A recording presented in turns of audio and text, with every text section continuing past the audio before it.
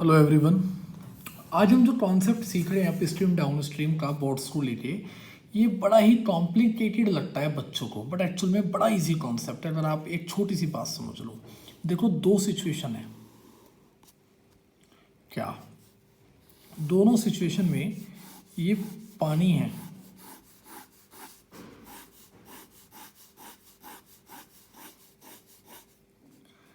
एक सिचुएशन में जिसके ऊपर बोट है, ये इसी डायरेक्शन में जा रही है जिस डायरेक्शन में पानी जा रहा था, और दूसरी सिचुएशन में ये जो बोट है ये पानी के साथ वाली डायरेक्शन के जस्ट अपोजिट में है। अब जाहिर सी बात है, ये हमारे साथ साथ बह रही है तो हमारे लिए थोड़ा इजी होगा, डाउन होगा, तो हम इसको बोल देते हैं डाउन स्ट्रीम, और जब ये हमारे अपोजिट चले तो हम इसको क्या बोल देते हैं, अप स्ट्रीम। इस कंडीशन का नाम है डाउन स्ट्रीम कंडीशन और इस कंडीशन का नाम है अप स्ट्रीम कंडीशन। अब दोनों कंडीशन में होता क्या है आप वो समझिए।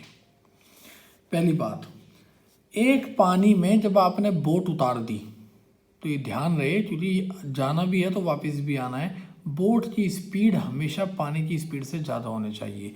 तो पहला कॉन्सेप्ट तो ये कह रहा है कि always speed of boat is greater than speed of stream. ऐसा तो हो ही नहीं सकता कि बोट की स्पीड कम हो। बोट की स्पीड तो 30 किलोमीटर पर आवर और पानी की स्पीड हो 50, तो भैया बोट बह जाएगी। तो दोनों कंडीशन में कुछ भी हो, हमेशा speed of boat is greater than speed of stream. यहाँ क्या होगा, स्पीड ऑफ डाउन स्ट्रीम,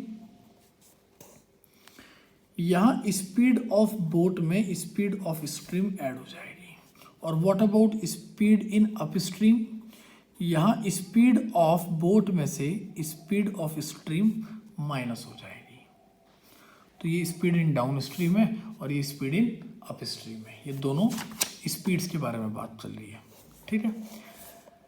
जैसे ही आपके सामने क्वेश्चन आ जाए, आप क्वेश्चन को पूरा पढ़े बिना आप एक काम करेंगे। वो क्या करेंगे जरा देखो। आप लिखेंगे पहले स्पीड ऑफ बोट, सही है, फिर आप लिखेंगे स्पीड ऑफ स्ट्रीम, फिर आप लिखेंगे स्पीड ऑफ डाउन स्ट्रीम, फिर आप लिखेंगे स्पीड ऑफ अप स्ट्रीम। इनमें से क्या मिला है क्या नहीं मिला है वो बात अलग है, सही है। और उसके बाद आपको दो तरह के क्वेश्चन मिलेंगे। अब आप कहीं रिश्तेदारी में जाते हैं ना, तो रिश्तेदारी में क्या होता है कि जैसे आपको कहीं गए और तो आपको कोई किस्सा पता चला छोटा सा, अरे यार कल मैं आ रहा था और बस आते हुए कल जो है पैर फिसल गया, चोट लग गई। तो ये जो छोटी सी बात इंसिडेंट बताया है, छोटा सा एक इंसिडेंट आपसे डिस्कस किया है, या मैं ये कहूँ कि छोटा सा किस्सा बताया है ना। जनरली आदमी ऐसे बताते हैं। और एक क्या होता है, एक होता है जैसे कथा। भाई कल मैं वहाँ से आ रहा था और लगभग ये टाइम हो रहा था, और मैं तुम्हें क्या बताऊँ, इतनी सर्दी थी, इतनी गर्मी थी, आज ऐसे हुआ, मौसम ख़राब था, मैं वहाँ से निकल रहा था, तुरंत मेरे पैर में कुछ सरसराहट सी हुई, मेरा पैर फिसल गया, और मेरा पैर फिसल गया, मैं बहुत ज़ोर से गिरा, लगभग मैं 1.5 मिनट तक पड़ा रहा। अरे पूरी कहानी बता रहा है आपको, है ना। तो जब क्या होगा, जब ये इंसिडेंट और ये इंसिडेंट दोनों डिस्कस किए जाएंगे तो वो कथा हो जाएगी। अब इंसिडेंट में क्या होता है, किस्से में क्या होता है, मैंने कहा एक आदमी 2 किलोमीटर अप स्ट्रीम गया 3 आवर्स में। बस छोटी सी बात, एक आदमी 2 किलोमीटर अप स्ट्रीम चढ़ा, पानी के अपोजिट चढ़ा 2 किलोमीटर 3 घंटे में। छोटा सा किस्सा है। या फिर जैसे कह दिया एक आदमी 3 किलोमीटर गया डाउन स्ट्रीम 1 आवर में, तो ये छोटा सा किस्सा है। 2 kilometre up stream in 3 hours. अब दूसरी चीज कथा क्या हुई, एक आदमी पहले तो 2 किलोमीटर अप स्ट्रीम गया, फिर वापस भी आया, तो यानी कि 2 किलोमीटर पहले तो up stream plus 2 kilometre down stream, और उसे टोटल टाइम लग गया भैया 4 घंटे। ये पूरी कहानी बता रखी। एक आदमी 5 किलोमीटर अप स्ट्रीम गया जी, 7 किलोमीटर डाउन स्ट्रीम गया जी, उसको 5 घंटे 30 मिनट लगे, पूरी कहानी बता रखी है। तो ये कथा है और ये क्या है, किस्सा है। इसे ध्यान से सुनना आप। तो यहाँ के बाद मुझे क्वेश्चन पहचानना है कि किस्सा है या कथा है। और सिर्फ एक बात का खास ध्यान रखना, सिर्फ और सिर्फ ये क्वेश्चन किसके रेस्पेक्ट में चलते हैं, टाइम के रेस्पेक्ट में चलते हैं।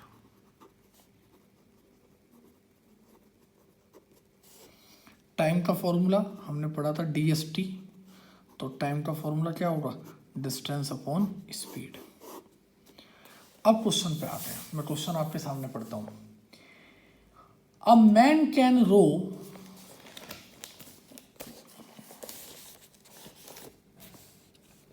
A man can row 20 kilometre in 2 hours down stream के साथ। एक आदमी डाउन स्ट्रीम में 20 किलोमीटर जाता है इन 2 आवर। तो ये किस्सा है, कथा है। छोटी सी बात बताई कि बस डाउन स्ट्रीम 20 किलोमीटर का 2 घंटे में, छोटी सी बात बताई। क्या बताया, लिख लेते हैं, टैग कर लेते हैं कि 20 किलोमीटर डाउन स्ट्रीम गया इन 2 आवर। आगे मैं पढ़ रहा हूं, and up stream 4 kilometre in 2 hour. 4 kilometre up stream गया इन सेम टाइम। बस एक किस्सा ये बताया और एक किस्सा ये बताया। कह रहा है find the speed of rowing in still water and the speed of current, यानी कि दोनों चीज़ें बतानी है।